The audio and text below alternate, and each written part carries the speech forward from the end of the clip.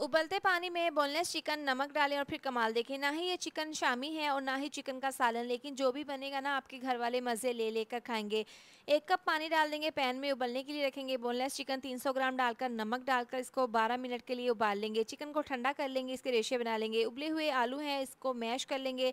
Shredded chicken डाल देंगे, साथ ही इसमें डाल देंगे चॉप किया हुआ प्याज, चॉप की हुई शिमला मिर्च, बारीक कटा हुआ धनिया, हरी मिर्चें डालकर 1 चम्मच नमक, 1 चम्मच पिसी हुई काली मिर्च, साथ ही चिकन पाउडर, धनिया पाउडर डाल के अच्छे से इसको मिक्स कर लेंगे। इतनी देर में आप वीडियो पर प्यारा सा कमेंट लाजमी कर दें। अब इसके हमने बनाने हैं कबाब, तो कबाब जितना मिक्सचर लेकर इस तरह से पहले इसको गोल बनाएंगे, फिर इसको चौरस शेप में बनाकर तैयार कर लेंगे। इसके ऊपर अंडा लगाएंगे, ब्रेड क्रम्स लगाएंगे। आप इस पॉइंट पर इनको फ्रीज भी कर सकते हैं। पैन में ऑयल को गर्म करने के बाद इस तरीके से कबाब डाल देंगे और इनको फ्राई कर लेंगे। 4 मिनट के बाद इसकी साइड को चेंज कर देंगे। अच्छा सा गोल्डन क्रिस्पी कलर आने तक दोनों साइड से अच्छे से इनको फ्राई कर लेंगे। तो लीजिए, गर्मा गर्म बहुत ही क्रिस्पी और बहुत ही यमी से हमारे ये कबाब तैयार हैं। थोड़े से चिकन से आप इसको प्लेट भरकर बनाकर तैयार कर सकते हैं। केचप के साथ इसको सर्व करें।